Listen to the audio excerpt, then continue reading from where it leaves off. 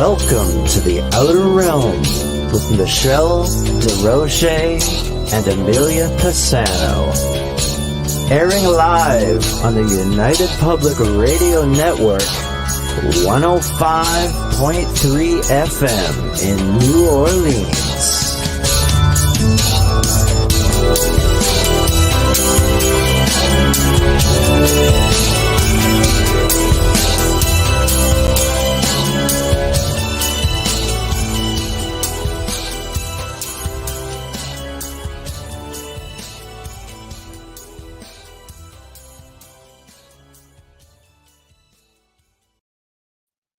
Good evening, everyone. Welcome to the Wednesday night segment of The Outer Realm. We're broadcasting live on the United Public Radio Network, UFO Paranormal Radio Network, 105.3 and 107.7 FM from New Orleans, and brand new for us, Roku. We are broadcasting live for all you amazing folks over on Roku. So make sure you check us out. Anyway, we are fully sponsored by the amazing folks over at Folgers Coffee who have been a part of our journey since the very beginning. Thank you, Folgers. We appreciate you so very much. You have no idea. Also, big thank you to Dr. Snick, the Sonic Surgeon, a.k.a. Justin Snicker, for his contribution of his time, his music, and his voice. He is the man behind our intro and our outro. He's an award-winning composer of Halloween, horror, sci-fi, and dark wave electronic music, which can be found anywhere that good music can be found. Artwork is Mr. Steve McGinnis, who does a lot of horror-themed stuff, just amazing stuff. So check him out on Instagram, check him out on Facebook, check out his custom work. He can do just about anything you want, and he's got a great lineup of stuff ready to go. Anyway, tonight we welcome for the very first time Bill and Jaci Kousoulas, and they're going to be discussing their new book, Bridging the Tragedy, Mothman, things like that. So this is going to be kind of exciting. I've actually really been looking forward to this. This was a recommendation, and boy, when I started reading into it, I thought, holy cow, I wanted to do something based on Mothman. And this touches on the Mothman legacy. It focuses on various types of trauma from people of Point Pleasant, West Virginia, who experienced everything that went on with the Silver Bridge collapse. And this is sort of the aftermath and the trauma that people went through. It's just amazing. So I can't wait until we hear what they have to say. So I have essentially sent them their link, and now we're going to wait. So, hey, Brian, oh boy, everybody's chiming in. Tamara, hello. Hello, William. Sure hope there's some good news tonight. Into the war would be a nice switch of the situation. Sure would. Yes, Folgers, Tamara. Folgers. And glad you enjoyed, Ray. Glad you enjoyed the show. Hey, Brian, hello. Nice to see you, my friend. And hello, Kenny. Everybody's just chiming in. So who doesn't like Mothman? That's what I've got to say. I mean, I've enjoyed the movie when it came out and thought it was, let's just say it left me asking a lot of questions because I started, I research a lot and I started finding that there were similarities. Hold on. Our guests are here. Woo-hoo. Hello. Hey, Michelle, how are you? I'm well. Oh, and who's this little cutie pie? This is my wife, Jaci. Jaci? Ellie. I was kind of talking about the little furry one. Yeah. Ellie. Hello. So, guys, welcome to the show. I've really been looking forward to this. I was just saying, how I really enjoyed the Mothman just as a story, and you hear so much about it. I've never done, you guys are completely new because out of all the shows, this is the first time I've addressed anything that has to do with it in any way, shape, or form. Oh boy. Oh, wow. Well, I know, yeah. And Amelia, Amelia does a show with me. She's been under the weather and been going through some family stuff. Everybody's under the weather. So she apologizes that she can't be here because Mothman is one of her favorite topics. So when I told her this had a lot to do with the aftermath of the tragedy and everything surrounding it, she's like, come on. So, that's what happens when you basically pick a bad time to be sick. So anyhow, Where do you guys want to start? I mean, I don't even know where to start with something like this. We can start with whatever you'd like to. Honestly, Jackie and I are really both very well versed in the whole Mothman story. We could start Fantastic. from the very beginning if you want to. We could talk Yeah. about the Mothman Prophecies movie, the book that we've written. You name it. You just go wherever you want. We're not going to miss a beat. Well, I want to definitely talk about your book. And as you can see, I'm just sitting here and got it scrolling across. So, but where I'd like to start, I guess, is what leads up to that. So, how about we start with the whole, the whole story, wherever you want to touch on, and why and what prompted you to write the book at that point? Absolutely. All right. Take her away. You'll find this is round table like. You can say whatever you like. The stage is yours. We want to make the most out of our millions of listeners. So whatever All you want righty. to do. Well, hey, again, Michelle, thanks for having us. We're honored Pleasure. to be on the program. We do have a panel here, unfortunately, that we didn't intend to assimilate for you, but with Jackie and me, you saw our little friend Ellie. She's our 7-month-old lab puppy. She has a twin sister named Maggie, who's a black lab. She's at my feet right now. And they have a contest where they like to chase our 3.5-pound cat around the house. So, we're hopeful that that's not going to cause a big ruckus. I just wanted to give you a heads up. They might chime in. It's okay. We have people who bring their pets on all the time. We're pet lovers and rescue lovers. And if whatever may be, we all love it. And it'll be an adventure, I'm sure.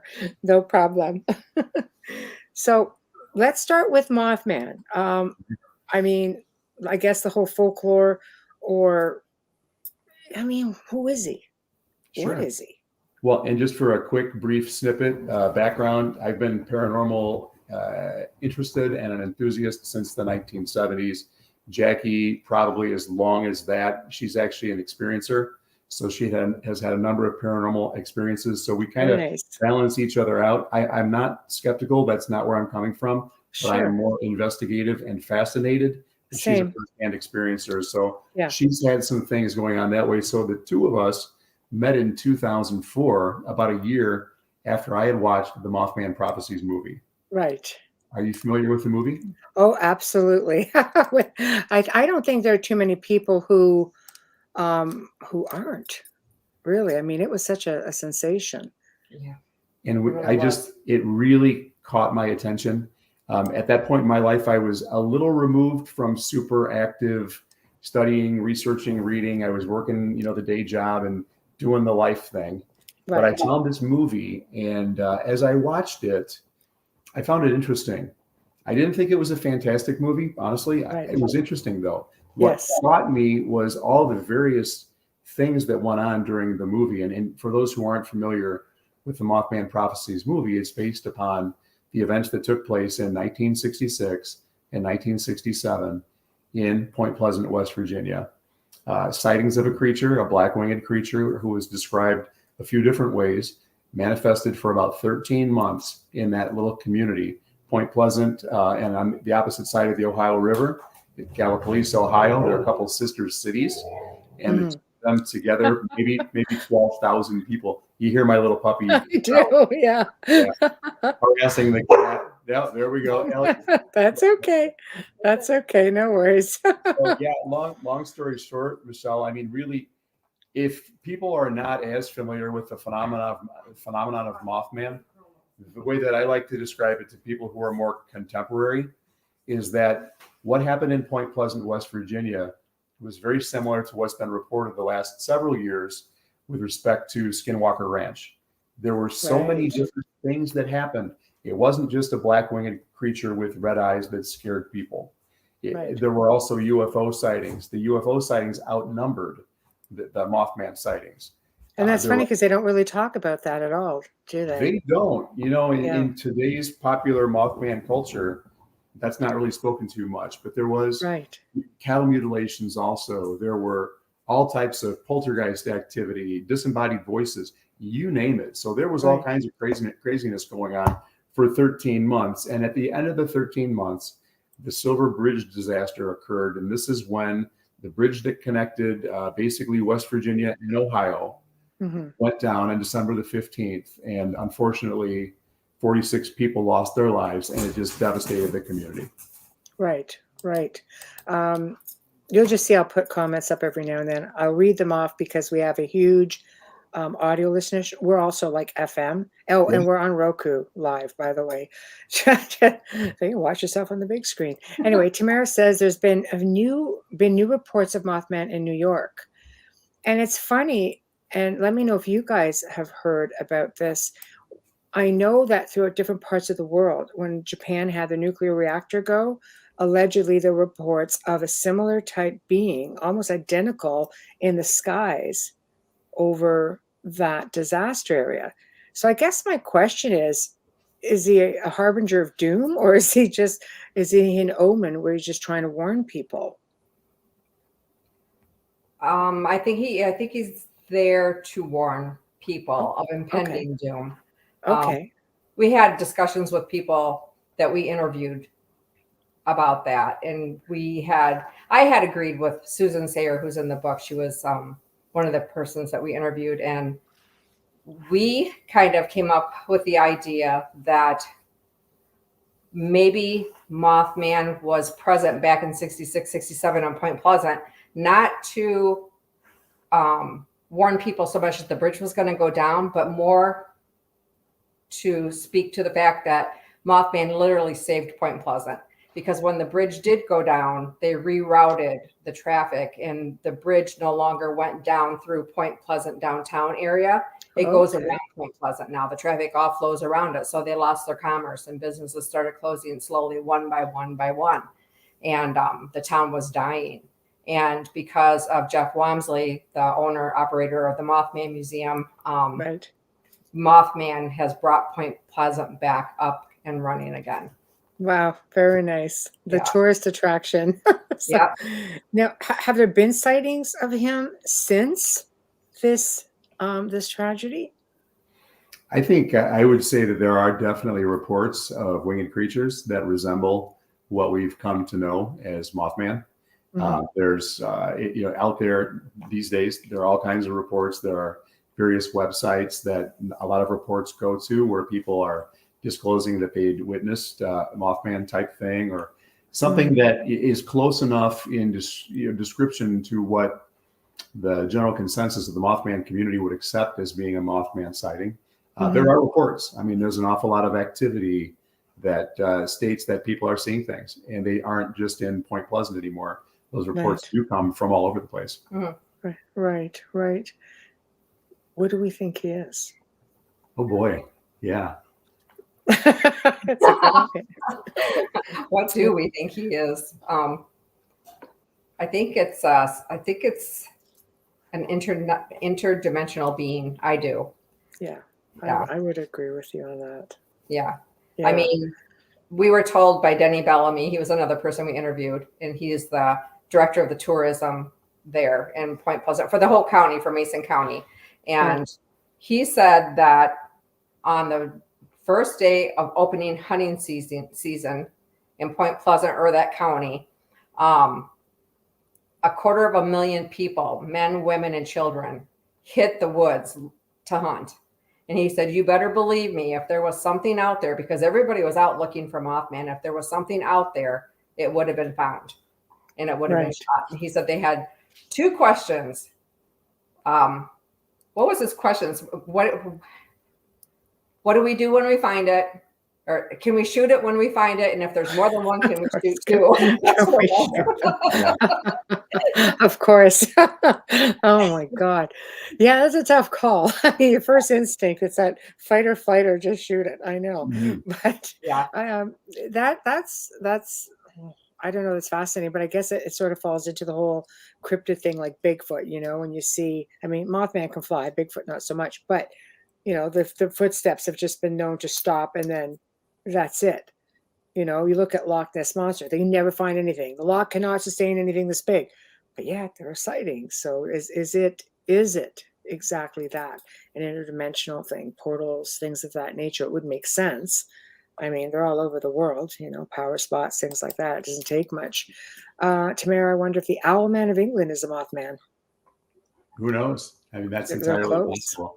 I'm not as familiar with, the Owl Man of England. I would like They to look kind similar. of piggyback a little bit, if I could, Michelle, on Of what course. Jackie was talking about with respect to, Yeah, of course. what do we think Mothman is? Because I think that it's such a fascinating phenomenon. It's really pretty unique when it comes to the paranormal community. There's nothing really that's anywhere close to it. I mean, there are a couple things here, a couple things there that are kind of close to it, but I really, I've spent a lot of time the last 15 years or so studying the works of John Keel. Oh, I love John Keel. Yeah. John Keel being the author, obviously, of Mothman Prophecies, The Eighth Tower, Multiverse. Yeah. Operation Trojan Horse. He was just such a forerunner and such an outside the box thinker when it came to anything paranormal. I mean, really cut his teeth in the industry, basically chasing Indian lore and Chinese lore and going over out east, in his first book. Oh, he's brilliant. He was fantastic. But what I really, in studying his stuff that has made an awful lot of sense to me is that he speaks to Mothman as being a transmogrification of energy. Mothman to him is a being that manifests itself in various ways to each individual who perceives it. And I like his book that was really half of Mothman Prophecies edited out, which followed up the Mothman Prophecies, called The Eighth Tower. Because in The Eighth Tower, Keel really goes into the concept of what he calls the super spectrum, basically talking about different levels of reality, different, for people familiar with H.P. Lovecraft, which I'm sure a lot of the audience. Of course, I had, The old ones are floating around us right now as we speak. We can't perceive them. They might see us, but we're kind of occupying the same space interdimensionally. And Keel talked about that. And I really, it resonates with me. It makes sense that we have different frequencies, and perhaps Mothman kind of pokes through in different, window type areas like Point Pleasant from time to time, manifests, shows up. And I just love that idea that Jackie and Susan Sayer came up with, that, maybe Mothman really came to Point Pleasant because she was able to perceive that tragedy was going to happen and wanted to be there to be able to help that community resuscitate itself. It took a long time, but the community's thriving now. It's doing great. So I just love that explanation of Mothman. I love it as well. I think we're always so quick to jump to, things of this magnitude. It's so unusual, and because of how things look, you should just automatically fear them. Unfortunately, there's a lot of that, and I am a big believer in mindset.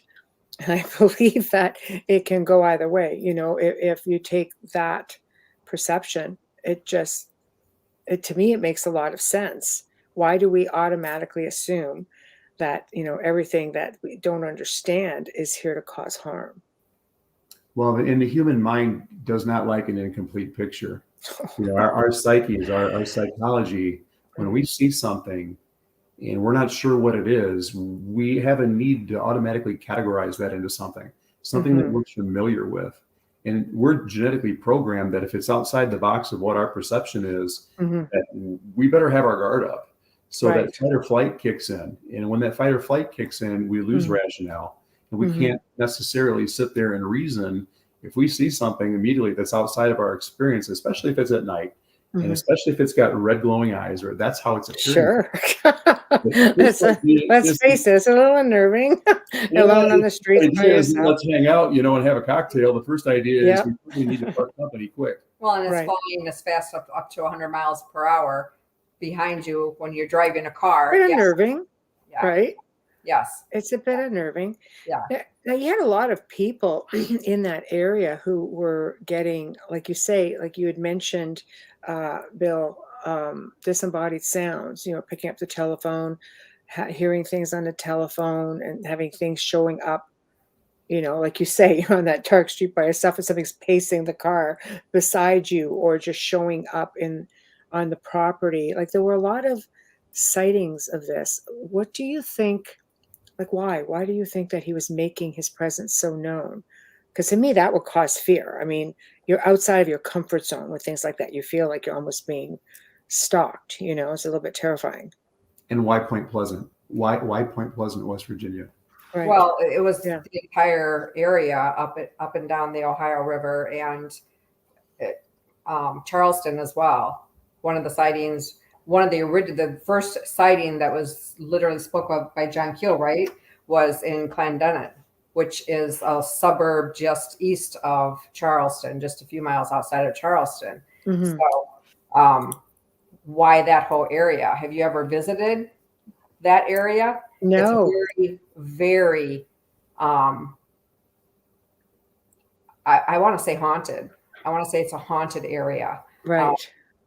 We've had more experiences there than anywhere that I can think of. That We have to think of the history, though.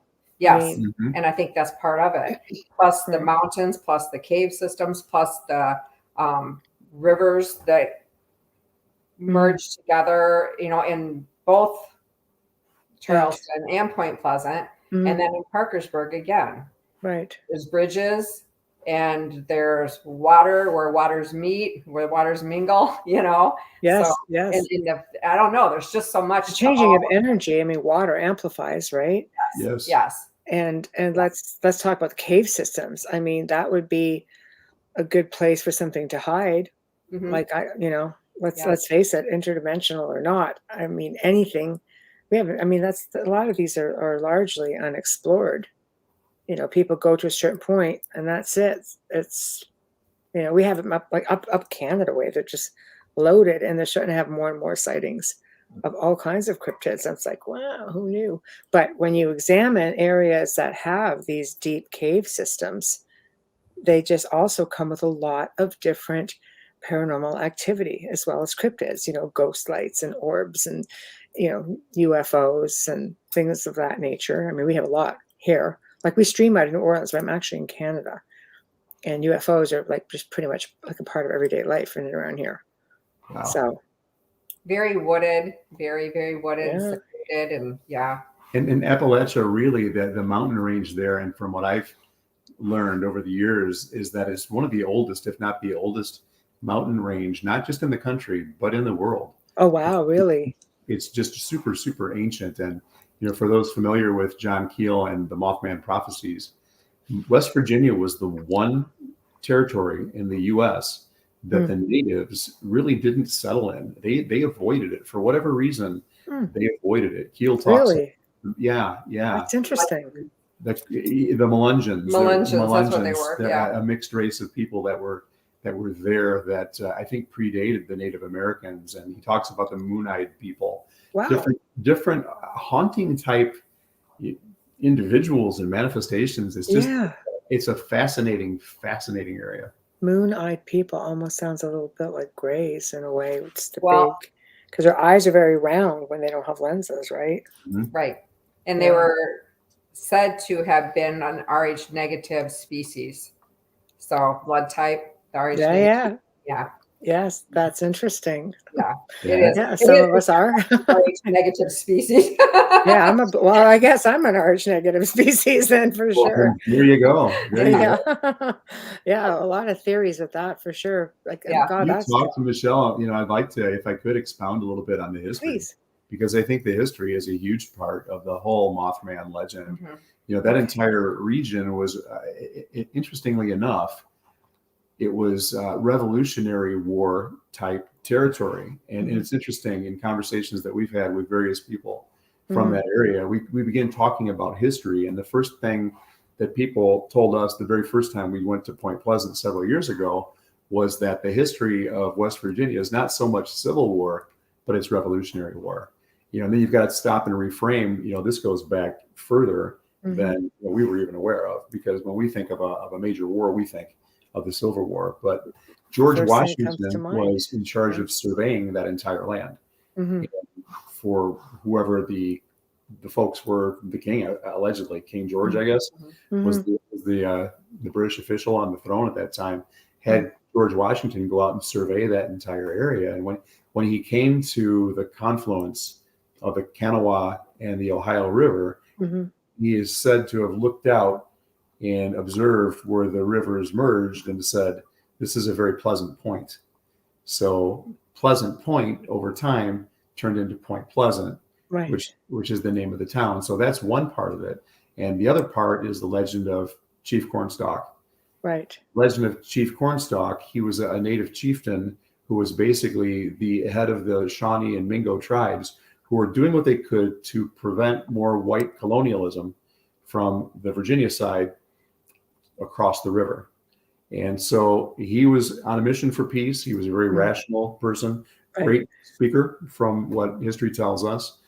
He was en route to go to speak to the settlers. Unfortunately, there was another skirmish that broke out, and a couple of the whites were killed in this skirmish. And there was a lot of drinking that was going on. They found out that this had happened when Cornstalk and his small entourage arrived at Camp Randolph. They took him prisoner, and shortly after that, basically executed him point blank. Now, the legend of Mothman, which we've come to learn quite a bit about from both one of his descendants as well as, again, our friend Denny Bellamy, is that the legend itself was that in his dying breath, Cornstalk uttered a curse upon the land and said, "This land will not prosper for the next 200 years." Wow. So, do you want to elaborate on what Lynn told us at that point and how that went? Or you want me to do that? Go ahead. You're talking. So, I can just put her on the spot when I'm thinking about stuff and I run my mouth too much. Yes, he does. But So I try to. he speaks well, so. Thank you. Pull her in because she knows as much as I do. I just don't give her the chance. But basically, on our very first trip to Point Pleasant in 2016, we met with a lady by the name of Carolyn Harris, who is the co-founder of the Mothman Festival, along with Jeff Wamsley, who also runs the Mothman Museum. And we met with Mark Griffith, who is a gentleman who is also in the restaurant. He is also in our book. We've been good friends with him since then. But the lady that I'm talking about, her name is Lynn Robinson. And Lynn is actually, she described herself as the seventh fire descendant of Chief Cornstalk, meaning she's the great granddaughter of Chief Cornstalk. And I asked her, I said, "Do you think that your great grandfather, did he curse the land? Does that have something to do with this?" Oh. She respectfully looked at me and addressed that question and said, "Absolutely not." She said, "There is not a Native American who would ever curse the land. No. They don't own the land. We don't own the land. That's right. We take care of the land. We are That's right. stewards. We work in harmony with nature." She said, "Absolutely not." So during our interview a couple summers ago with Denny Bellamy, Denny kind of dispelled that myth too. And this part I know you like to talk about. Okay, so there was an old school that was built in 1908 or sometime around that period. And they were tearing the building down. And when they tore away a wall, they found an old closet. And when they opened the old closet, there were some old supplies and things in there. And they found plays, the school play of the Chief Cornstalk curse. And inside that playbook, it spells out the curse exactly the way if you Google it, you'll find that from the play, from the script. So that's interesting. Yeah. Oh, wow. Here's something else that's interesting. And this doesn't to do with the curse, but when we talked to Lynn, we went out to the TNT area because that's where Mothman was spotted, and that's where everybody goes when you go to Point Pleasant. You got to go to the TNT, you got to go to the igloos, you got to do all this stuff. And when we went there, she had given us tobacco to spread, and she told us how to do it so that way the Native Americans would know that we came in peace and that we weren't there to do any harm. We were like an offering of sorts. Yes. Okay. And the reason that is because that was their there's burial grounds out there. Yes. So they lived on that land. There's a Cornstalk, what is it called? The Cornstalk grounds is what Cornstalk it is. burial grounds. Yeah. Chief Cornstalk burial grounds. So I think that's interesting too, just the fact that that was where the tribes lived for a while as they were passing through. And then also Mothman is sometimes compared to the Thunderbird, which relates back to Native Americans. So Yes, absolutely. The Thunderbird, that's a whole other like amazing legend. It really is. Yeah. I need to just do a show just on all of this stuff because it's fascinating. People love it. Hey, Dolly. Dolly's a good friend of mine. Want to talk like super mega experiencer, like UFOs and everything? That girl. Highly in demand for the show circuit. My mother's family was from there, daughter of the American Revolution. And Awesome. here's a part I find interesting. My Awesome. mom was obsessed with what she called light demons. Interesting. Dolly, can you elaborate on what she thought they were? She will. So, so now, so we're looking at a little bit of this folklore. Do we feel that there's something about this land? I mean, obviously, they were saying like they thought the land was cursed. Is there something with the land itself that maybe could have attracted this being? I think one of the things that Jackie just hit on, and I'm glad she spoke about this, was the fact that, and we haven't really elaborated a lot on the TNT area. Yeah. But the TNT area is where Mothman was very predominantly sighted by the Scarberries and the Millettes, who were the first folks that actually encountered Mothman in Point Pleasant proper or in the area. Mm-hmm. There were others who also did too in that region as well. Right. But when we talk about, the fact, like she had mentioned, Lynn had asked us and given us tobacco and said, take this out there with you so that the spirits know that you're not there to cause harm. And we did that. The fact that it's a burial ground, the fact that it's really 3 burial grounds, if I remember correctly, and that they're mass burial grounds means that they were not individuals who were treated respectfully at the end of their lives. They weren't given their proper send-off. That there is a likelihood that because of that, that could generate paranormal activity. So we talk about the differences. We talk about the confluences of the river and the energy that's associated with that. We talk about the Native American burial grounds and the desecration. Although I'm sure any of that takes place now, or at least most of it take place now, would be just people who are unconscious of the fact that this is what's gone on. Could very well cause spirits to be very restless, and perhaps maybe they were responsible for manifesting some of this stuff that was going on. And another piece of this too, which is really, I think, super, super interesting, is that the TNT area was called TNT area because it was an area that was designated by the government during the World War II effort to manufacture munitions that were being put together for the war effort. So it was an area where people commuted to somewhat blindly. They worked there, they jumped on buses. The buses were blacked out. They didn't really know where they were going. They kind of knew what they were doing, didn't really know what the end game was. So they were just playing a part and presumably making a pretty good paycheck to be able to build these weapons of mass destruction. So is this going on? Are these things that are happening here? Manufacturing these munitions in combination with confluences of rivers, in combination with these Native American components of desecrations of burial grounds and all this. Is this some type of an archetype? Is Mothman some type of an avenging angel here to basically level the playing field, or at least make some type of an awareness that there are things that are going on here that shouldn't be going on here? Oh gosh, like, do you think a sort of, I'm just gonna put it out there, like a Native American, like a land guardian, like an elemental of sorts? Quite possibly. We talked earlier about seeing something outside of our comfort zone will scare us. Yes. You can go back to biblical times, and when they described angels made people tremble in fear. And these are supposedly, the archangels don't look anything like what people think they do either, right? If you look into I haven't seen one, but I believe you. Oh boy, yeah. You just Google it, like the real archangels, what they look like, and you'd be just like, I did not see that coming. First time I saw it, I was like, wow. So yeah, I could completely, if that's what they were really seeing as opposed to our perception, that would be really frightening. Just saying. But Dolly elaborated. She says demons that would appear corporal as human with wings and red eyes. These specific ones, they brought disaster. So it wasn't the other way around. So I think you would have to have a sort of balance in you have good, obviously you're going to have the other, as I say.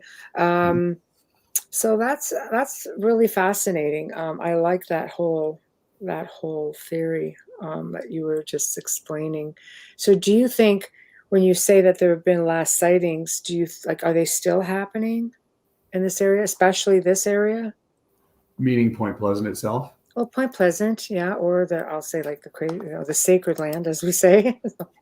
I think so. There have been other reported sightings. One of the things that Jeff Wamsley spoke to when we spoke with him, and we've known him now for several years. He's become a good friend of ours. Good, yeah. But he spoke in terms of the fact that December 15th, 1967 was the day the Silver Bridge collapsed. Right. And Denny Bellamy echoed what Jeff said. And using my words to summarize what they said, let's not talk about this nonsense anymore. We're burying friends. We have people who have drowned, family members.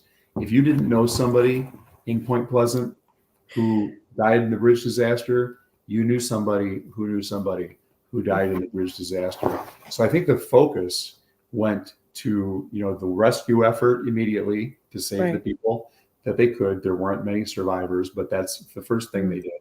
And then the second thing was to deal with the devastation that took place, the loss, funerals at Christmas time. I mean, a horrible time. All the focus was off of the paranormal stuff, and the focus was upon how do we move forward as a community with this devastating loss. So there were other reports of things that had taken place in Point Pleasant.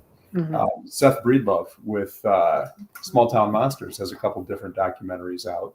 One of them called the Mothman Legacy, in which he basically interviews people who experienced Mothman in the 1970s, the 1980s, in the 1990s, 2000s, and beyond, that had come forth and they'd spoken to their experiences.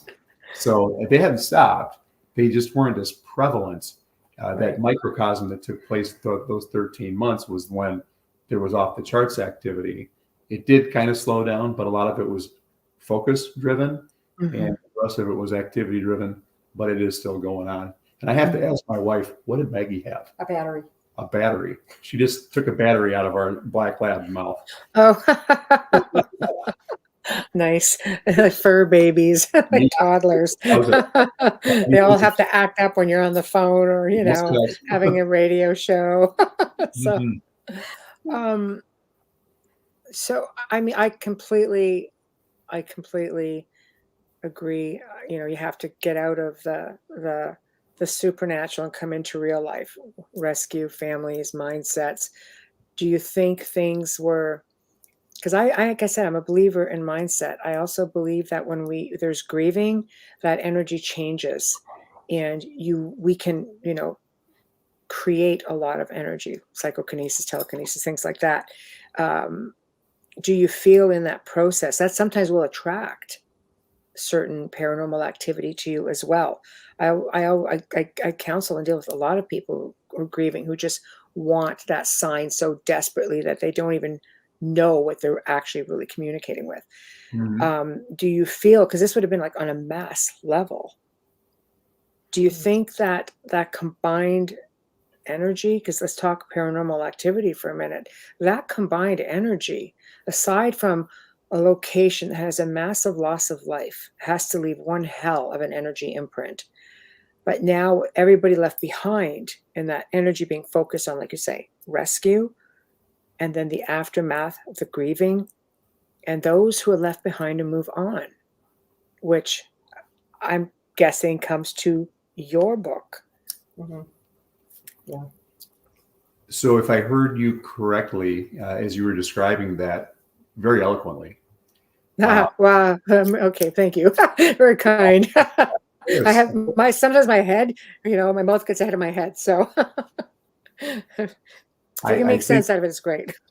I think I was tracking with you, and forgive me if I wasn't, but perhaps the fact that grieving was so prevalent brought the collective energy level to such a different focus that collectively the grief and the recovery and the community banding together in ways that perhaps stretched them beyond what they thought they were even capable of, generated a different energy to perhaps modify whatever energy was there before and maybe stave off that paranormal activity. Is that what you were asking? I feel, did it amplify it? Amplify it. Interesting. Well, there weren't any actual reports, I don't believe, that were like reported to the newspaper or to the police department after the bridge fell. It was 13 days, or the 13 months prior to the bridge collapse where all of this was happening. Right. So, so people going through the grieving process never had any. What I'm thinking is that energy has just been like an overflow into all of the years to come, because that area seems incredibly haunted. We do spirit box sessions out there, and we get more information and messed with more than we ever have anywhere. I mean, just we did one right over the river in Gallup, Ohio, and constant messing with. There was 4 of us in on that, and we were all getting hits on personal information, and it was just like coming at us, like we're like, oh my god, it's like, what is going on here? He heard Indrid over and over, Indrid Cold, who is part of all of the Mothman prophecy stuff. He heard Indrid 3 times, 4 times. I think it was 4. He's like, oh my god, it's saying Indrid again, and we're all like. I was at the point that I thought that I was generating it. Yeah. I mean, I really thought, this is stupid. There's no way I'm getting this information, through this ghost box that's telling me Indrid, as it's, scrolling through the radio stations. But it kept popping up. And then one of the ladies that we were with also was getting all kinds of messages about a little boy who had been haunting this particular locale that she was aware of. And so she was getting hits about that as well too. So it was really quite an interesting evening. And that's just one incident. We've had other ones that have just blown our minds. It was literally telling us that the little boy that went down, one of the little boys that went on, Carolyn Harris, who we spoke of earlier, who she's since passed away. Her son was on the bridge. He was 2 years old. And her husband was on the bridge. He went down. They both passed away. And we literally got dark, cold cage. And we're talking. It's like, do you feel like you're in a cage? It's like asking all these different questions. And when we asked if his name was Timmy, there was a confirmation of that. And the little boy's name was Timmy. I mean, it was unreal.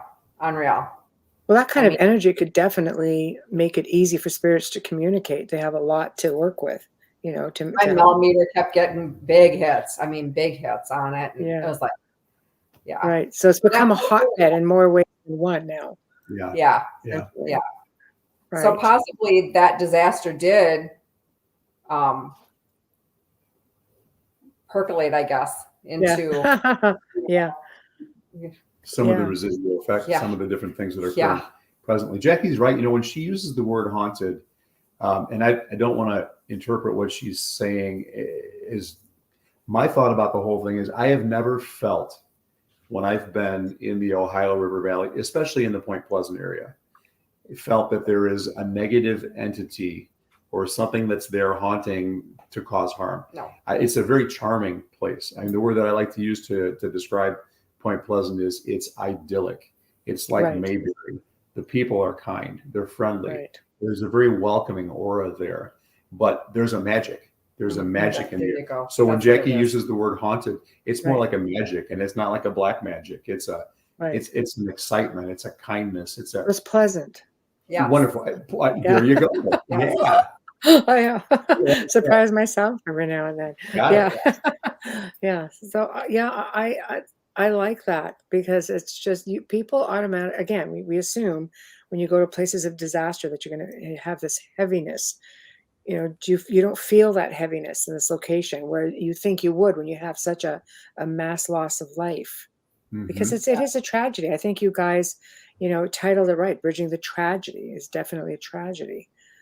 And it's hard to recover from that. But yet, this community not only recovered from it, but they made it so this memory lives on. They are thriving, Michelle. It's been so neat. In 2016, the first time that we went there, and mind you, this is legendary to me. So we show up. Hey, there's our buddy, Mark Eddy. Hi, Mark. Hi, Mark. Yeah. There's our buddy, one of our besties. But so excited, so amazed to actually be there. And then to find the level of compassion and humanity and sense of community and welcoming everybody that we met. We just loved it. It was just absolutely amazing to us. So let's talk about UFO sightings out there a little bit, because that's something, let's face it, it's pretty unique areas that have these multiple sightings. And leading up to this point, there was all of these sightings. Are there still a lot of sightings there? There are some sightings. Okay, so even that's toned down, eh? Yeah. Wow. And one of the things, it sounded like you might. Well, we don't know really how much it's toned down, because it's not like, I don't know how it's reported, but I was doing a video. We were in the TNT, and there were 3 of us, and he got a phone call, and he's talking on the phone, blah, blah, blah. He's going on and on and on. So there's these birds, and they're big birds, and they're flying over. So I'm videoing these birds. And when I would get back to the hotel, whatever video I took for the day, I was downloading and putting in files on my computer. As I'm watching one of these videos of the birds, I see this like white plasma ball in the sky. And I can't remember exactly, because I haven't watched the video for a while, but I think it went down or stayed still or something, but there was like another little white ball, and they joined together somehow, and then boom, they were gone just like that. They didn't just like dissipate. It just was gone. Took off. Yeah. I didn't see it like flying off or anything. It just disappeared. So they're still oddities, if you want to call it that. I don't know what else to call it. There's things that happen. High strangeness. That's exactly. People are seeing shadow people out there. People are still seeing a lot of stuff in the TNT. So we thought we saw John Keel's chapter, Purple Lights and April Foolishness.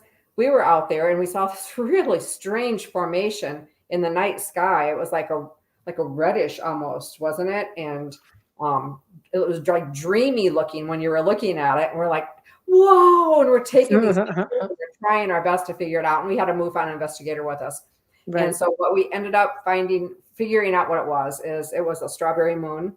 And with the reflection of probably the water and the clouds and all of that, it was just all of the behind stuff, the reflection behind the clouds and all of that was causing all of this.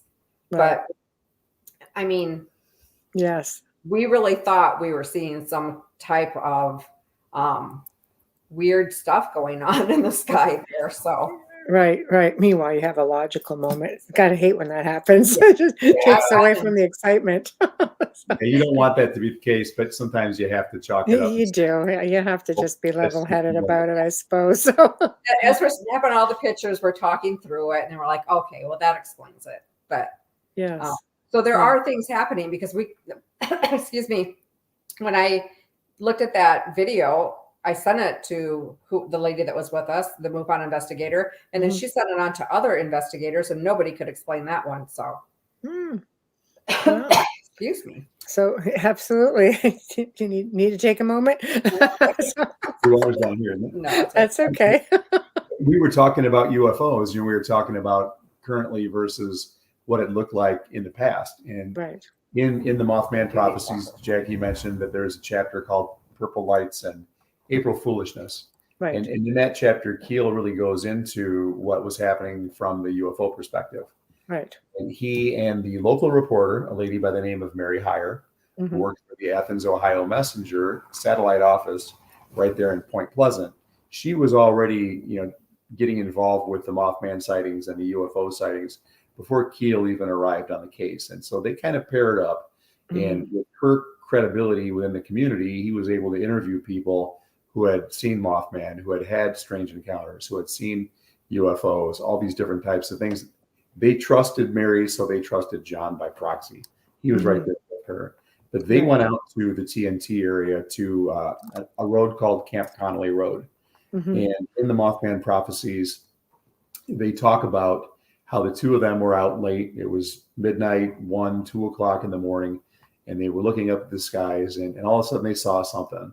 And it was strange aerial activity. And so John looked up at it, and he had one of these heavy duty, like industrial style flashlights. And he started flashing Morse code at this light that was up in the sky, which as he was doing this, all of a sudden, this light started doing like a falling leaf type sensation, like it was walking down a step of stairs. Right. And Mary asked him, "What did you tell that thing with your Morse code thing?" And he said, "I spelled out the word descend." So he basically Wow. makes it sound as though he communicated with this entity that then in turn followed his instruction and did what he asked it to do. Wow. It sounds a little bit like he was doing what we call today a CE5. Yeah. Mhm. So, which is interesting, but he did it with Morse code because I mean, so many people now, of course, I guess it's just new upgraded version, but we're able to just be telepathic Yeah. with it. You know, I mean, I've tested that theory and have had amazing results just by, going out and saying, in my mind, just telepathically saying, okay, I think I'm ready. The next thing you know, you have all these things happen. Like, okay, maybe not. you know, but yeah, John Keel was definitely ahead of the game with things like that. And obviously, this was an area that he was very successful in. And writing about it, I think, was definitely a precursor to warming people up to everything else. And I think, if anything, the Mothman prophecy definitely opened up that door to Point Pleasant, but because it made us feel, we shared that tragedy. We shared in those emotions, and we just, I felt like just being, empathic and mediumship, just thinking, oh my God, like my heart just sank. And it's an image that it just doesn't leave you. And to speak to that specifically, when we arrived in Point Pleasant on the night that we got there the first time, Right. we were driven up from the Serpent Mound. We had decided to visit there first. Of We're course, Chicagoland the Serpent people. Mound. Yeah. Yeah, we're Chicagoland people. So Yeah. I like to tell people we're really got more cornfields where we live than skyscrapers. We're Right. really on the far west suburbs. Right. But so we drove down to the Serpent Mound, and we spent the evening. The next day we investigated that, and then we jumped in the car and hightailed it to Point Pleasant. And I was on a high the whole time because I've been so excited to go there since I first learned about the whole Mothman phenomenon. And so when we arrived in town, everything was closed. It's a tiny little town. We got there after 5 o'clock. We went to the Mothman statue, of course. We had to see Yes. that. And Right. we looked at the museum, but they'd already closed up shop for the day. And there was a restaurant right across the way that we talked about before. And it was called Harris's Steakhouse, Mothman Diner. AKA Mothman Diner. And Jackie, I didn't know what else to do. She's a little more adventurous than me in certain things. Right. And she was kind of checking things out right across the street from the post office and looking into this little restaurant. And she sees a little lady in the window. And she says to me, I think she wants us to come in to talk to her.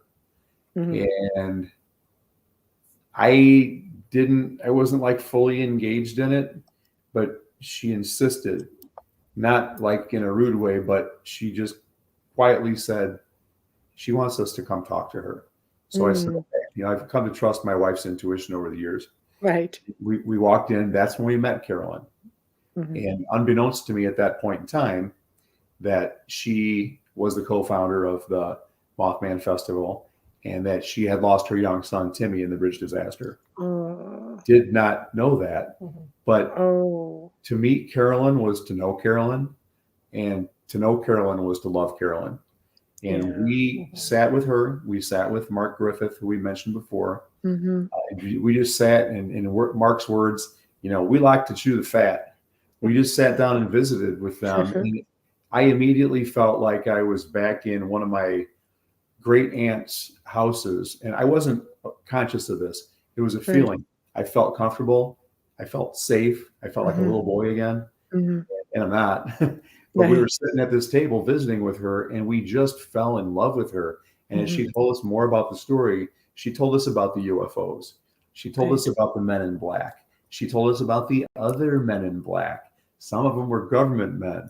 Some of them were weird. There was something different about them. She told us about the lights in the sky, the beautiful lights in the sky. And so as we stuck around for the 4 or 5 days we were there, every day we went back to Carolyn's and visited with Carolyn. She told us about the UFO that landed in her brother's backyard. Yep. Yeah. She told us a lot of stuff, but she would not talk about the bridge disaster. Yep. Because of her son and her husband. Of course. Yeah, and we didn't press. No, but it's interesting that you got that spirit box communication with this little tyke, you know. Yeah.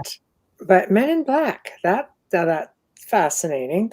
I could see Men in Black, you know, the weird kind, the ET type, you know, not of this world.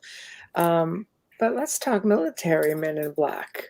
Why do you think they would be interested in this area?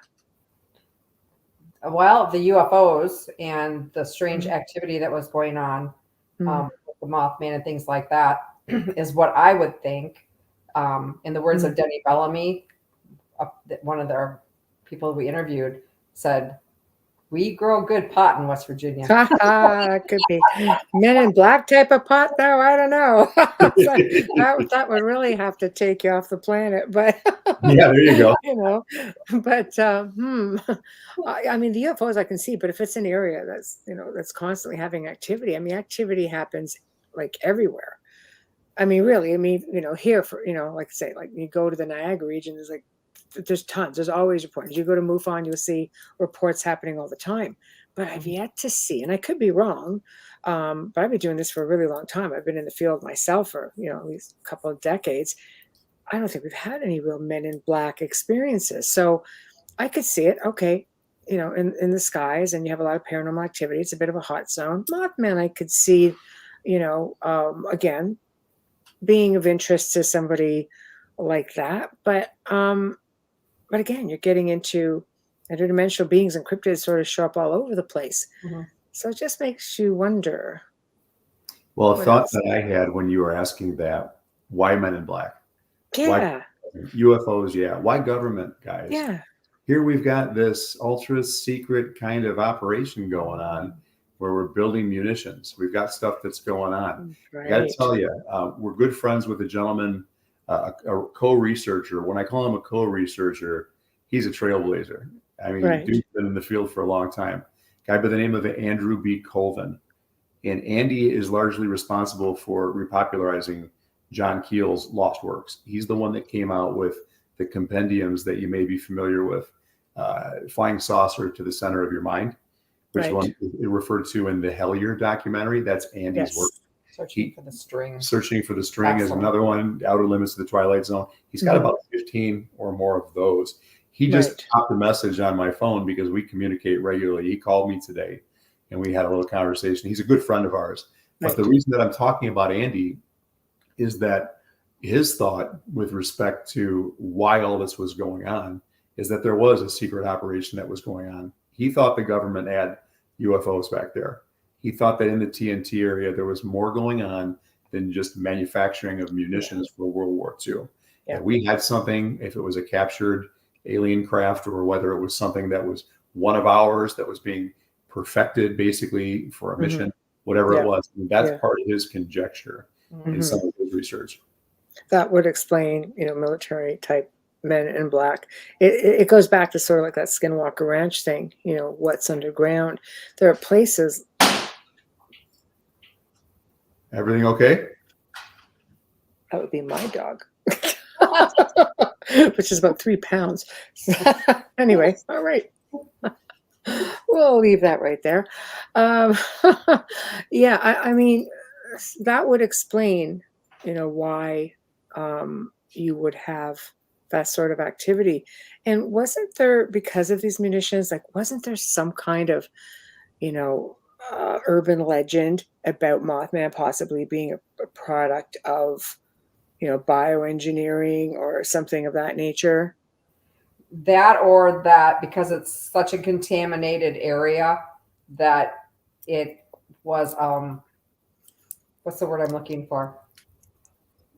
A genetic mutation. Yeah, a mutation. Right. Okay. Yes. Yeah. So Which do you think? it is very contaminated still. I mean, the ponds out there are just covered with a lime green sludge. It's awful. They pull like 3-eyed fish out of there, and they've seen 8-legged deer and all kinds of strange things out in the TNT area. So Mhm. I don't buy that though. No. I just don't buy that, because how is it that they can't catch it? If that's the case, why can't they catch it? And why was it seen all the way to in Charleston and all the way up in Parkersburg? So if it was a mutation, there had to have been several mutations for it to travel like that, unless it is an intelligent being that can literally fly at high speeds, which it did, and know its way around. It kept coming back to Point Pleasant for whatever Yes. reason. Yes. So that sort of scraps that all together. Again, it kind of makes me wonder, do you have these military men in black? It's like, I don't know. What is it? Does something get out? That's what my first Mhm. thoughts. Like, I don't know. They just don't just randomly, show up unless there's something of significant. I agree with you, significant interest or significant, something that they're trying to protect and make sure it does not get out. Mhm. I was thinking that when I was like logically trying to process what Mothman could possibly be Mhm. back before now, put it that way. Right. Wright Patterson Air Force Base is not far from there. Right. And I thought, well, maybe it was a man in a flying suit, and it has night vision goggles and it's just flying and scaring people, because it never hurt anybody. If it was a dangerous being Mhm. or was a killer being or whatever, alien or whatever it is, Mhm. it never hurt anyone. Right. So Did then it communicate with people? Like, I mean, obviously, you can only believe a portion of what you see in the film, but there were people who had allegedly come forward to know that they had some kind of a communication, whether it be like through the telephone or, on the property, that there was some kind of an attempt at communication, and for others more so. So there's another book that was written 5 years before the Mothman Prophecies by an author by the name of Gray Barker. Yes. And you're familiar with Gray Barker. I'm sure a lot of the audience is familiar with Gray Yes. Barker. He doesn't have the best reputation Right. in the research community, just because he and Jim Moseley did a whole lot of hoaxing. So Right. they kind of got themselves a little bit of a bad rap. Barker was a phenomenal writer. He was very literary. He did a wonderful job of telling stories. His book that came out in 1970 was called The Silver Bridge. And it's, in Andy's words, it's what you call kind of a docudrama, because it's Right. not really a documentary. There's a lot of stuff that he takes poetic license with. In fact, he has a couple chapters that are written from the perspective of Mothman. So he's like putting himself into Mothman's, position, and then, writing that particular chapter to discuss that. But the reason I'm mentioning this is there was a lady in chapter 1 or chapter 2 of The Silver Bridge, and I believe her name was Virginia. I forget what her last name was, but in Barker's language, he described her as having second sight. And by second sight, basically, we mean she had some type of psychic intuition, Yes. some type of abilities to interpret things here and there. Mhm. And she was one who actually, in the beginning of that book, prayed for Mothman, that he was not if he was some demonic being, that somehow he'd find his way to the light or what have you. Right. But she reported some type of messages that she received that she had thought were from Mothman. There were others. One of the witnesses, we talked about early on, Linda Scarberry, who was one of the more predominant witnesses who stuck it out for really her whole life in Point Pleasant. Mhm. And felt that she was haunted by Mothman. When she was asked how many times she saw Mothman, she said hundreds, if not thousands. She Wow. felt every time she went outside, she would see it. So she really struggled with a lot of issues that happened in her life as a result of her initial encounter, and never really being able to get past it. She was really traumatized by all of that. But One of the things that she stated in one of the documentaries was that she had felt that at one point she saw Mothman on a cold winter's night on a roof, either her roof or a roof across the street. And it had its wings around itself and it appeared to be shivering. And she felt pity for it, that it was lost, that somehow it was a creature from a different realm that couldn't find its way home. And she sympathized for it. Wow. Could she communicate telepathically with it, do you think?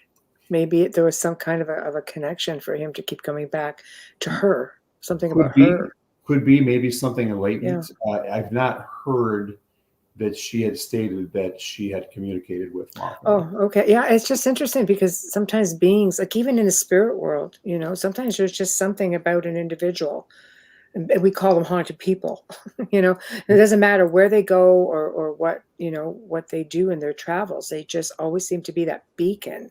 And it just makes me wonder if she was some sort of a beacon because she had this empathy for this being and he may have picked up on that and figured, here's somebody I can be around. And because that's a lot of sightings.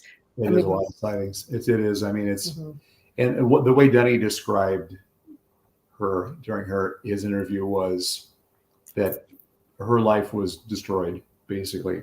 That she was one of the ones that was quote unquote crushed by her experience of viewing Mothman. Now, like Jackie mentioned before, Mothman never physically harmed anybody, never came down and slashed somebody or stabbed them or bit them. It wasn't that type of thing. She was one of the ones that just couldn't get past the trauma that it manifested. Now, I can also tell you that the Mothman, which is the other couple that were with Roger and Linda Scarberry, that first night will not speak of it at all. They will never bring it up. It's funny, actually. In 18 or 19, she had to work, and I took the annual trip to Point Pleasant with a friend of ours, and we cruised out, and we were with one of his relatives, and he took us right by the Millet's house, and he said, "Let's just stop in there and go talk to him." And I said, "Are you kidding me? These people I'm not going to go up to their door. Right? They don't want to talk about this. I would love to have a conversation with them, but I don't want to violate anybody's boundaries." Right. Yeah, I mean, it's touchy on a lot of different levels. Like you said at the beginning of the show, you either lost a relative or somebody who lost somebody. It's a domino effect. It affects. This is a community loss. It wasn't just about individual loss. This was a horrific loss to the entire community. So to not want to talk about it, I can understand. You lose somebody, you don't necessarily want to talk about things like that. And especially when there's a stigma attached to it. Yes. That tends to overshadow, Yes. What was really fascinating to me, Michelle, is the fact that, we go back in time to 1966, 1967, and we think about the political component as to what was going on. The Vietnam War was happening. The country was changing. Summer of Love was pending. All these different things were going on. But we're in West Virginia. West Virginia is in the middle of the Bible Belt. We have a lot of very conservative people that live there. These are 9 to 5 folks. They go to church on the weekends. They don't drink. If they do, they don't do a lot. I guess some of them smoke pot, according to Denny. Apparently. But what gets me is in a community that small, you have between 100 and 200 people who are so terrified that they're willing to risk their reputation to go forward, to give their names, to talk to police, to file reports, to talk to Mary Hire, to be in newspaper articles, to be on television, to talk to John Keel from New York, to let him write about them. And I mean, they didn't really stand to gain a whole lot by that. You talk about stigma, and all of a sudden they could very well be blackballed for the rest of their lives. Sure, loss of jobs or, They still talk about it. They had to. Right. No, that's a really tough position to be in because like, you could lose your job, you could lose credibility. It doesn't really take much in that situation. And you're right, very conservative people do not want to go talk about ghost stories. There's that sense of logic. Well, Mm-hmm. take the pot aside. Just, Yeah. but that might also be saying, okay, come on. What were you doing when you saw that? So when the kids showed up at the cop shop, right. you've got the Scarberries and the Millettes on the 15th of November of '66. They show up at the police station after racing 100 miles an hour from the TNT area down a really twisty, turny road that really is right along the Ohio River and pretty treacherous. Right. They showed up at the police station. They talked to Deputy Millard Halstead, and they're talking crazy because this is outside of everybody's experience. I mean, talk about something to be afraid of. And his thought wasn't these kids are on something. His thought wasn't these kids are crazy. His thought wasn't they're up to something to manufacture some kind of nonsense. These were reputable people. They were upstanding young citizens. He knew them since they were little kids. He believed that they saw something. And when they were cornered and witnessed to their stories individually in separate rooms, they didn't vary. They all stayed on the same page. So it wasn't like they were trying to make something up or make it into something more than it was. They were terrified. They told it like it was, and they were very believable. And their original statements are at the Mothman Museum, and you can read them. And they all said the same thing. And then later on, we found out this summer from Jeff that Linda and Mary both were taken to the hospital because they were in shock from it. They were treated for shock at the hospital. So, the people that want to say that they were making it up trying to get out of trouble is what we heard from a couple of people that we interviewed. To go so far as to write 13-page front and back, their reports of what happened, and then go to the hospital and be treated for shock. No, it doesn't make a lot of sense, does it? Pretty extreme. Yeah. I mean, if it was me and I was trying to stay out of trouble, I'd be keeping my mouth shut and just disappear for the night someplace. I would have blamed a friend. Exactly. Last thing you want to do is throw yourself under the bus and end up being totally exposed, and and also small town. I mean, who's a good seed and who's not, and if the police officers know upstanding young citizens, I'm sure that they're going to take their word for it. They know who the troublemakers are. The community is small. It doesn't take much. So I'm glad that they took those testimonials seriously, because sometimes you're looking at young people, it's like, okay, sure, you saw that. Yeah. But how many other reports are coming in all in and around the same time also leading up to that point? Did they ever, what actually caused the collapse? So after all of this stuff happened, we have all this 13 months worth of UFO activity, Mothman sightings, disembodied voices, Men in Black, all this different stuff. All these things are going on. December 15th, 10 days before Christmas, 5:00 in the afternoon, the Silver Bridge gets filled up with traffic from both sides. You've got people who are getting off work. Right. You've got people who are Christmas shopping, coming both directions. Silver Bridge was built in 1928. It was an I-bar construction, meaning it was one of very few that were manufactured not only in the country but in the world. It was revolutionary back in 1928, but we're talking 1967 now. So many years later, and instead of having bicycles, horses, and Model Ts going across this bridge, now we have bigger cars, semi-trailers, and couple this with the fact that, in Keel's words, the lights were recalcitrant, meaning that they both would go red at the same time.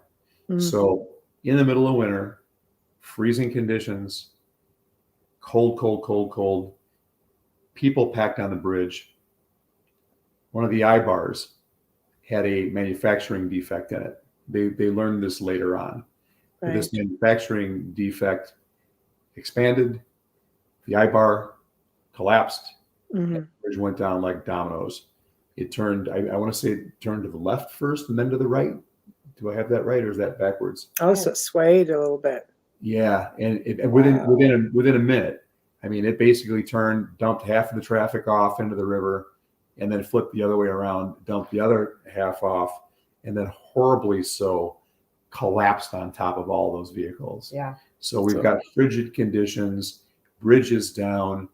Emergency folks went to work as soon as they possibly could. Only a handful of people survived it. 46 lives were lost, but ultimately it was found to be a manufacturing defect and really changing. It was just stressed. Vehicles, yeah. Wow. Yeah, hairline fracture and IBAR 13.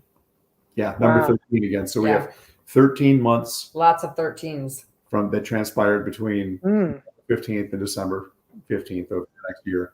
13, IBAR number 13. Right. Number 13 is all over the place. We could probably go on ad nauseum about that. Oh, that's a whole other show with the 13s. Oh yeah, I have a spreadsheet of 13s. Yeah. Here we go. I have to bring you back and say, okay. Exhibit number 1. That's right. Oh my gosh. I need to do a quick sponsor and station ID, and then I'm going to come back and we're going to get right to what made you decide to write the book. Okay. So for anybody just tuning in, shame on you. Should have done this like an hour and a half ago. Kidding. No, I'm not. Anyway, if you are just tuning in, you're listening to The Outer Realm here on United Public Radio Network, UFO Paranormal Radio Network, 105.3 and 107.7 FM from the beautiful city of New Orleans. And guys, we are on Roku. Officially, we are live actually on Roku right now, so you can watch us from the comfort of your own home as well. Our sponsors, of course, are Folgers Coffee, who we love. They've been with us since day one, and we're really, really appreciative of having them. So thank you, Folgers.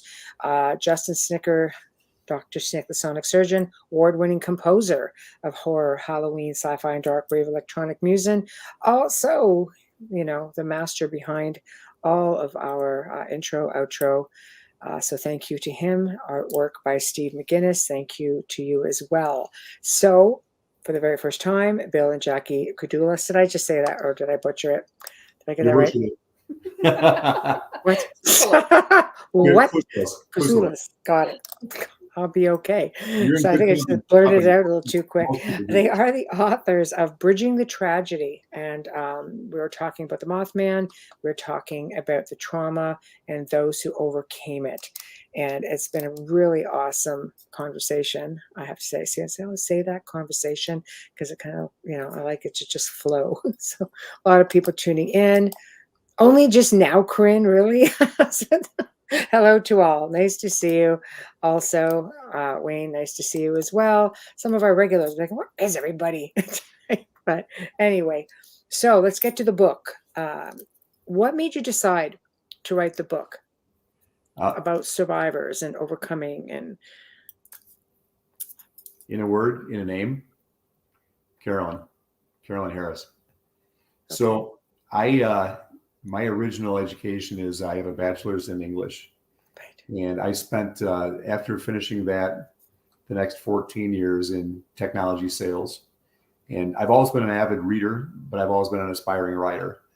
And never really got around to writing anything that I could publish. But at the age of 43, I asked Jaci if she thought that I had it in me to be a student, and would you mind if I went back to school? Oh. And she said, go ahead, take the class, because I probably was getting on her nerves a little bit. And just go. Entertaining me all the time. Yeah, right. And so I took a class, a psychology class, and I liked it.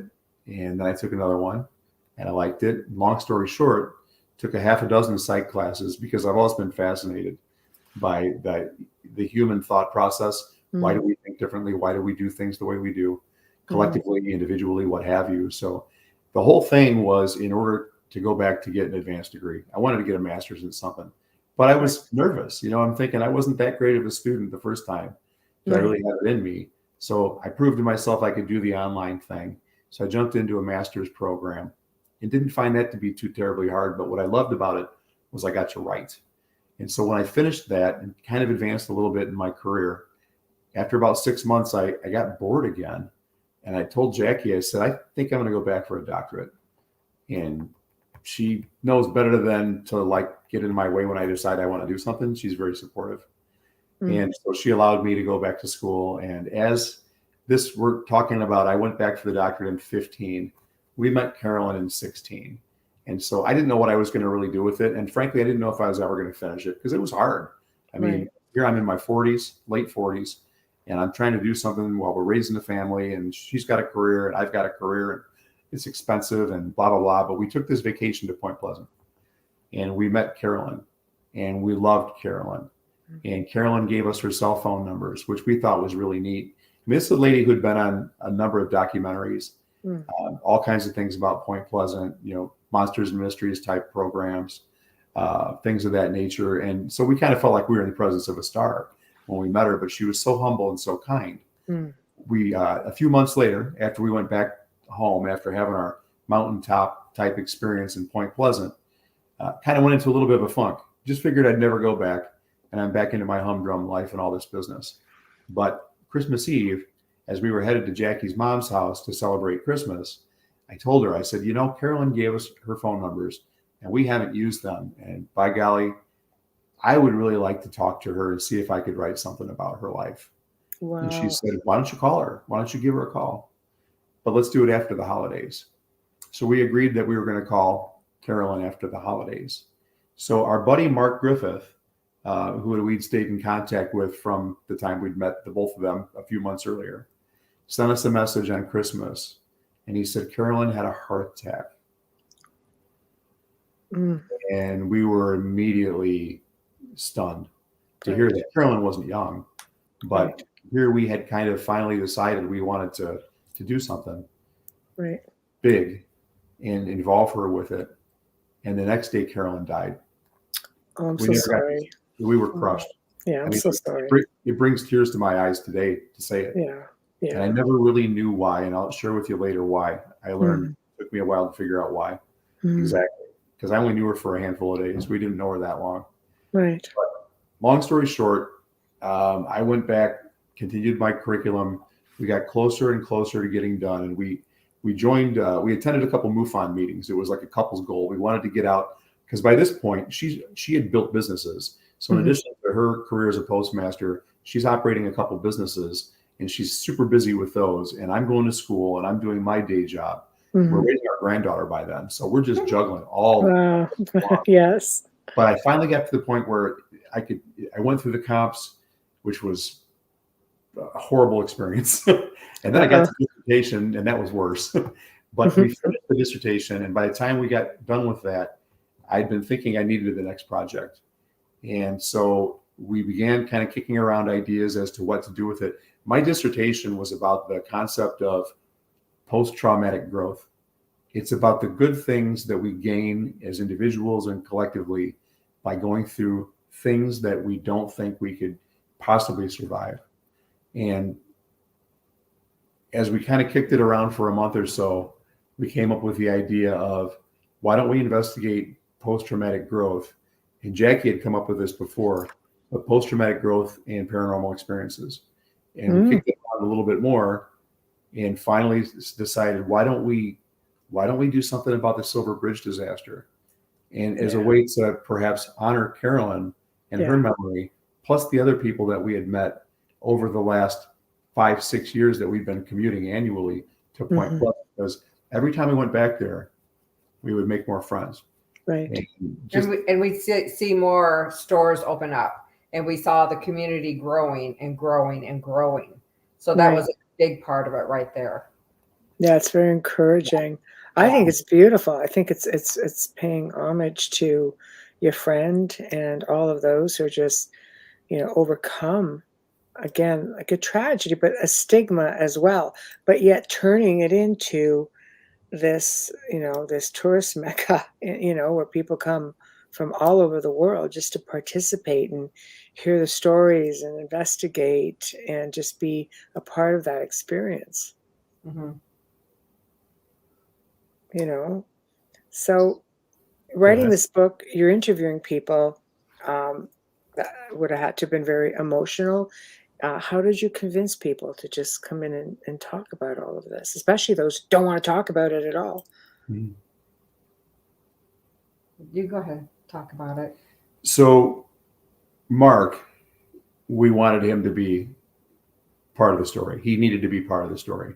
Right. Because we met him on our first trip. We met him with Carolyn. He's kept up with us regular. We've seen him almost every time we've gone back to Point Pleasant. We wanted him to be involved in the story. So we asked him if he could be our first participant. And he said, yeah. I said, well, Mark, we love you, but we need more than just you. Right. Right. So he said, tell you what, let me put the word out, see what I come up with. Right. So as he was doing that, we came up with an idea to contact Jeff, because by then we'd been pretty friendly with Jeff. We'd been to dinner with him several times, and every time hung out in the museum, and just, we like the same kind of music. So he and I visited about that. We just have a fun relationship. And so we made a plan to contact him. I got Andy Colvin, who we talked about, who's probably the most prolific Mothman researcher alive today in terms of the volume of work he's done. And our only Mothman witness. Yeah, he's our Mothman witness also. Yeah. And we wanted to we contacted Steve Ward. And I don't know if you know Steve Ward or not. Do you know who that is? I've actually heard of the name. Yeah, but I don't know. Steve is somebody who's been a Keeled disciple since the 60s. So he's somebody who's really a kindred spirit then. Okay. Yeah. When he retired, he moved from Michigan to Point Pleasant, and now he works with Jeff at the museum. Yeah. So he's one who's super connected also. So we weren't necessarily looking to ask them to participate in particular. We were asking them to point us in the direction of people that we could interview. But what ended up happening out of all of that is we deepened our relationship with Jeff. We deepened our relationship with Steve. And then we built a friendship with Andy. And Steve, although he wasn't really a witnesser and wasn't really present then, wasn't somebody we interviewed, but Andy and Jeff were. So we got Andy and Jeff that way. We had Mark. Mark got a hold of the Point Pleasant Roads Commissioner, Rick Handley. We got Rick involved. So we started building a little bit. And then we got a hold of Ashley Walmsley, who is Jeff's daughter. And she's really central to the whole Mothman franchise that they have out there too. And we said, Ashley, we've got, a handful of people, but really for the type of methodology we're going to do, we need to have 8 to 10 people. I could use your help. What do you think? She said, get a hold of Beth Sargent. Beth Sargent runs the newspapers out here, and I'll get you connected to her, and then you can see what she has to say. So we lined up a conference call with Beth, and we talked to her, and Beth was real tentative with us. And she said, I like your idea, but you got to be really careful, because our idea was to interview people about Mothman and their experience of the paranormal, also about the Silver Bridge and their experience of that. And she said, you can do that. But you got to be really careful not to combine them. Don't make it look like, this is Silver Bridge Mothman type of or what have you. She said, you need to be respectful. You need to be curious. So we laid out for her what our research plan was, and we followed a real strict research plan. And we sent that to her, and we talked to her, and she said, you know what? I'll put an article in the paper for you. What we didn't know, Michelle, was that she put that article on the front page of the Point Pleasant Register, the Gallup Police newspaper, and another newspaper there in the area. And she would not charge us a dime for it. So unbelievable. It's like serendipitous, really. Yeah. Right. We started getting phone calls. And the first phone call that I got was from a Southern gentleman. I could tell he was older. He told us his name was Jimmy Wedge. I didn't know who Jimmy Wedge was. I had no clue. But Jimmy Wedge lost mom and dad both in the bridge disaster. See, my heart sinks every time I hear something like that. I was immediately, I was a little rattled. Right. It's very humbling, isn't it? Unbelievably so. Yes. Unbelievably so. Yes. And he said, I'd like to be part of your study. And I just told him we'd be honored. We'd be honored to interview. So we were able to line Jimmy up as a result of that article. We still didn't have enough people there, but when we arrived in Point Pleasant, Linda Lane called us up. And Linda Lane was a person who was present there. She was 18 when the bridge went down, and she said she'd be a part of it.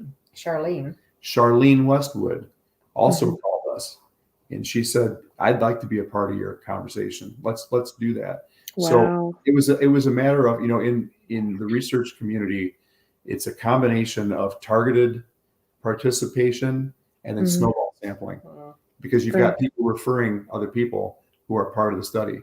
So that all kind of rolled together, and the end result it was a combination of those ways. That's how we found our folks to participate, and we ended up with 11. And Facebook, we got Andy and Harriet. From Oh Facebook. yeah. You're right. We set up a Zoom meeting with Andy Colvin. That's how we met him. And Harriet. Right. And Harriet Brook, who is an absolute psychic rock star. We love her. She's amazing. She is. And she was a recipient also. So she was one that had paranormal stuff going on too. And she's become a good friend of ours too, that I could go off on, and my wife would probably kick me under the table because I always. That's how we got Harriet as well. Did I miss anyone? Marva through Linda Lane. Well, you missed Linda too, but that's okay. They'd have to get the book to see all the names and remember them also. Yes. That's kind of how it came together. If I missed anybody, I'm sorry, but that's so it's basically you've got this whole Point Pleasant family happening. So this yearning you had to go back. Now it's like you're a part of the entire equation. So the study itself, what did it involve? So what we did is we designed 2 sets of guiding questions, and the guiding questions are open-ended. We had to make sure and use a concept known as bracketing, which means we are totally taking our expectations out of the mix. These questions are all about the participants. So we asked them things like, what was going on before the bridge disaster? What was your life like when it happened? What changed? What is it like today? And I'm summarizing for you. But we had a series of probably 18 questions, and they were pertinent to the bridge disaster. And then we mirrored those questions for the people who wanted to talk about Mothman encounters or paranormal things. Right. So we had 2 sets of guiding questions, but really we would do the interviewing process, but it was just like this. They were conversations like we're having right here. They were guiding questions. They were meant to spark the conversation. And if this conversation went in a different direction than it looked like it would, we let them roll, because this was about them. It wasn't about us. Right. I think it's fantastic. It's so humbling that all these people will come forward, and just the fact that, you end up with this help, getting this posted on the front page, no less, of the newspaper. It was almost like she wanted reassurance that you would have integrity, because it was just such a, it's such a mark on the town, and their community. And some people obviously still reel from it, but the fact that they're willing to come forward and discuss it, I thought, is interesting. So how did you fare up with the studies? Like, what was your determination, the before and after, with everyone? Well, what we did really is we went through the series of questions, and then at that point, I applied a methodology known as coding, grounded after transcription. So I'm sorry, I skipped a step. We videoed and audioed everybody. Well, a couple of them didn't want to be videoed, so we didn't do that. But we recorded everything and then transcribed all those. And then we took those transcriptions and we loaded them into a software. And the software is called Atlas TI. And the purpose of the software is just like an electronic filing cabinet. Because the next step then is, mind you, to look at every single line of every statement that was made and pull a meaning unit from that statement. So when Mark Griffith told us that a lady told him there was a thing called the Birdman, and he was a little boy and he didn't know anything about it, and he had just moved to town, he said, why would you tell a little kid that? You're going to scare him half to death. So the meaning unit from that is fear, young, what have you. And then you just keep on tabbing each one of the statements that each one of the participants makes in order to assign meaning to them. That's called initial coding. So that process, I don't know how long that took, but we ended up with almost 2,300 initial codes. Wow. Those codes, then we start looking for common themes. How do these fit together? Which ones belong? Which are pertinent to what we're looking for? Because ultimately, we're looking for post-traumatic growth. We're looking for the good stuff from the bad things.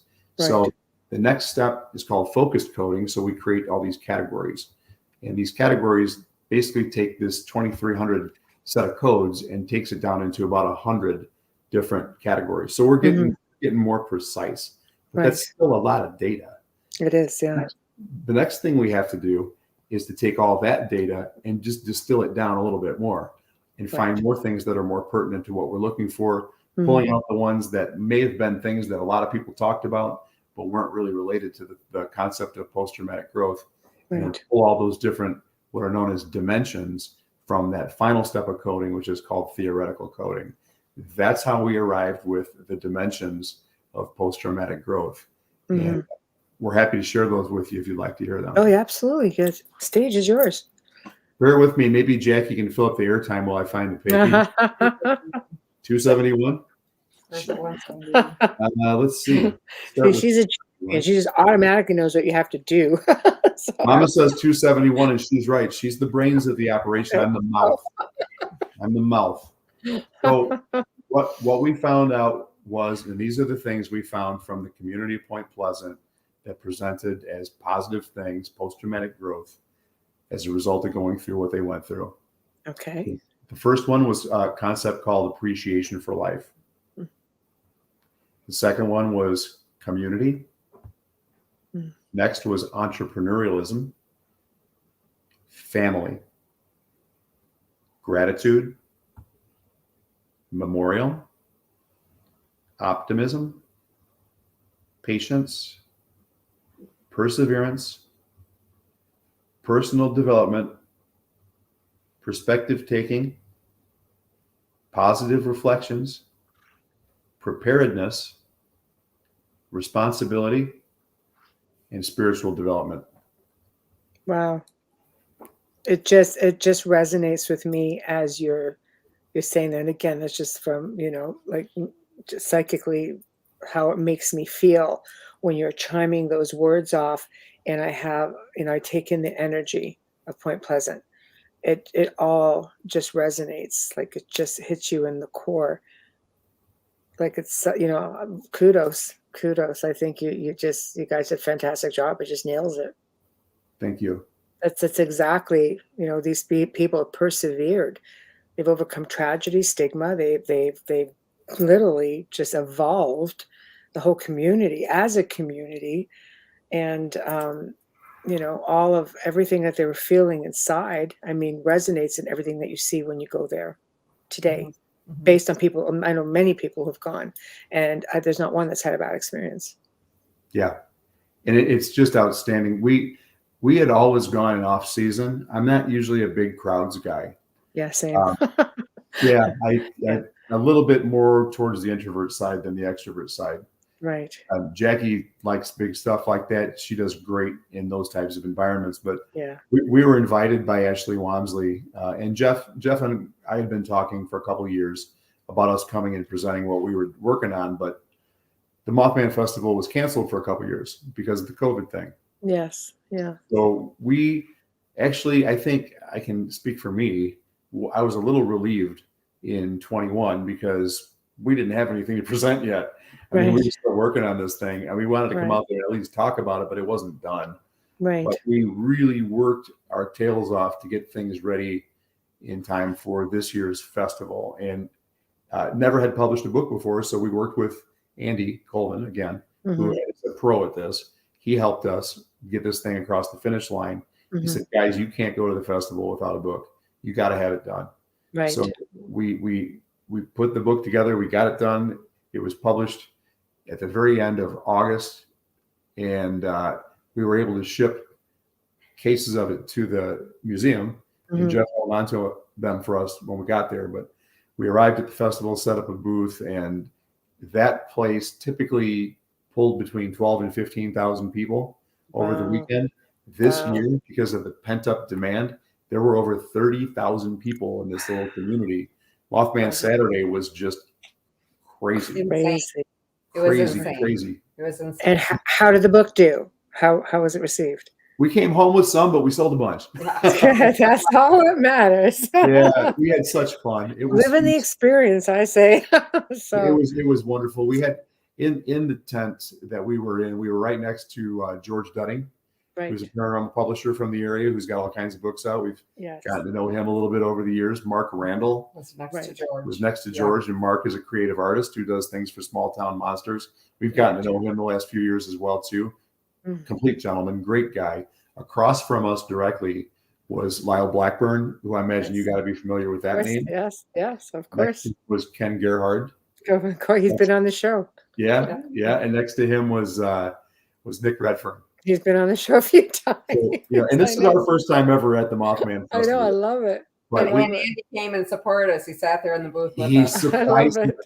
he surprised us. Yeah, so that was pretty cool. He didn't ask us if we wanted him to join us. He told us he was He coming. was just, I'm here. Andy's got a hot rod. He went out and bought himself a 72 Chevelle Survivor. His Very car nice. is lights out gorgeous. Yeah. And he just shows up, drives from Columbus and shows up, and here I am, and he's got a pizza in the car. You want some pizza? It's hilarious, dude. Such a good time. It was so much fun. Yeah. I love it. I love it. I love that, you take this experience and now it's just larger than life, and you have all these people coming together for one common reason. Mhm. And it's I love it. What do you have coming next? As we're slowly getting at the top of the hour, this is the part where you promote yourself. Tell people what you have coming up. I understand you're working on another book. Yes. Anything you want to talk about?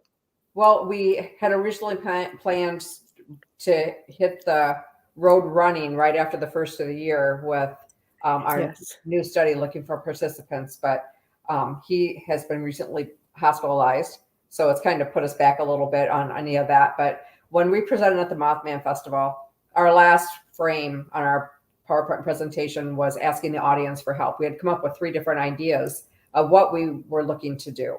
And when I was going over those ideas, I started talking about the one that's most dear to my heart is paranormal experience and sexual abuse and physical abuse, any type of abuse that the paranormal experiences might, in my mind, are bringing in. Stem from? And that might stem from the experiences? Yes. Right. Okay. And how you can grow from that.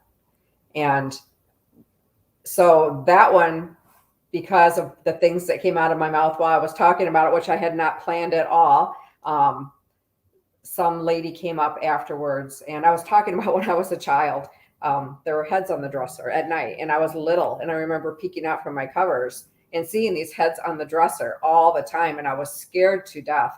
Well, I found out later on in life that my sister, who shared a bedroom with me, also saw the heads, but she didn't want me to know that because she was my older sister and she didn't want to scare me, but she was scared to death too. And she was experiencing it, validation for you. Yes. And I found out even further along in life that that's the time when she started being sexually abused by one of our uncles. And my dad was alcoholic and he beat my mom. And we had a lot of abuse going on, but so it's a traumatic thing. Okay. See how certain types of energy can manifest and attract.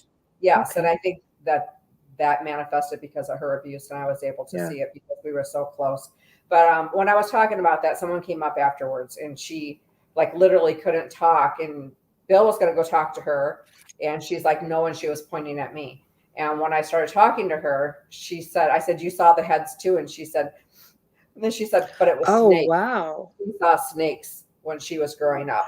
So she had packed it away in a tidy little place in the corner of her self. And when I started talking about that, she remembered it. She had no recollection of it at all. You triggered it.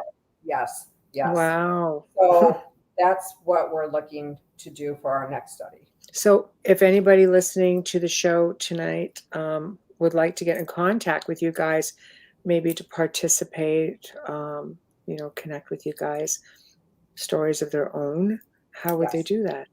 What's the best way? They could contact us through our email, which is prp2022@gmail.com. They can message us on Facebook. Okay. They can friend request us. They have to look up our names. I don't know if you have them up. Yeah. Everything that is all in the show description. Everything you sent me, it's all there. Okay. So I can I can add your emails. I always like to ask first before I just put it out there to everybody who listen, millions of people, but I will add your emails to the show description if, with your permission then. Yes, that's fine. And then we also have a Facebook page, Phenomenology Research Professionals, that they could contact us through that too. Oh, excellent. Okay. I love that. It has been so much fun. I love the book. Where can they buy your book? Amazon. And then if people don't use Amazon accounts, because not everybody does, if they contact us on Facebook, we will ship them one. It's free shipping on Amazon, $19.99. We'll ship you one for $20 free shipping. Right. So just contact us on Facebook. Let us know. We'll make the arrangements to get it to them. Fantastic. I do not want to end the show without people knowing how to get your book. So thank you so much for joining me. It was been really awesome. You're so knowledgeable. I love what you did with the book. I love how you're just bringing the whole story of the people of Point Pleasant to the public with just in an entirely different light. I think you've made it more about the people than about Mothman. It literally Mothman's is. had his day. That's literally what I was telling people at the festival. I'm like, Yeah. this is an excellent book, and it's not because we wrote it. It's because the people that wrote it. It's the interviews. They're in the book. I mean, that makes the book. Yeah, we have all 11 interviews in there, and they really are the best part of it, because you get those experiences from those people. It's just they did a tremendous job of representing their experiences. They sure did. Right. And you guys have done a tremendous job of bringing it to light. So there we have it, everybody. So again, thank you. Oh, people are going to start chiming in. Oh, there we go. There we go. It'll keep going. So, but thank you. I will be in touch after, once I get off the soundboard. I like to always let our guests know how many people were chiming in and just fill you in and send you links to archives and things like that. Wonderful. Thank you. Excellent. So thank you guys again, and I will be in touch, and I hope you guys have a fantastic week. You too. You as well. Thank you. Good night. Good night. Well, that was fantastic. Just such I'll say, heartwarming, because it really was. It's a story that so many people are fascinated with, but from the Mothman point of things, this is so much more about the people. And I think sometimes people lose sight of the fact. They think, oh, the festivals, Mothman, paranormal. But I think you lose sight of the fact that really was about people and a tragedy that affected many lives for years and decades to come. So big thank you to our special guests, Bill and Jaci, for that. So big thank you. Just love this episode. But we are at the end of this fantastic segment here in the Outer Realm. So we'd like to thank Bill and Jaci for joining us. Just super, super interview. Big thank you to Folgers Coffee, who are part of our Outer Realm experience here. Thank you to Dr. Snick, Justin Snicker. Thank you to Steve McGinnis. If you guys, no matter where you're watching the platform, please like us, follow us, love us, subscribe, whatever it takes. We appreciate you so much. And you just make the show so much more fun. So thank you to everybody in chat who was chiming in. Corinne, to your answer where you asked what they thought Mothman was, serial killer, messenger of doom, ET, the answer at the beginning of the show, and they believe they were leaning to interdimensional being. So I just wanted to get that out there also. So again, guys, if you want to contact us, please, outerrealmcontact@gmail.com. We have a lot of people sending us guest ideas. We do try to get to everybody. And if they fit in with the whole genre of the show, we are happy to bring new faces on. They're just going to have to wait a few months because we are backed up about 3 months right now. But we are doing our very best to get people booked in a timely manner. Which brings me to tomorrow night's guest, Richard D. Lewis, who's going to be discussing his book, The Paranormal Christian. Yep, religion and paranormal. Kind of a funky thing, but definitely it's interesting. I've been reading it. It's like, it's going to be a good show. So tomorrow night, tune in for some more fun. Remember, we're on Roku. If you're not on Roku, go get Roku. And if you haven't been a part of our channel yet, just find us on UFO Paranormal United Public Radio. Just like that. And I'm sure if you check out all throughout our Facebook pages on the network, you will find a way to get in there. But we were live there tonight. So it's a big bonus for our guests, big bonus for more of our listeners to be able to find us. So guys, thank you. We will see you tomorrow evening. And thank you for tuning in.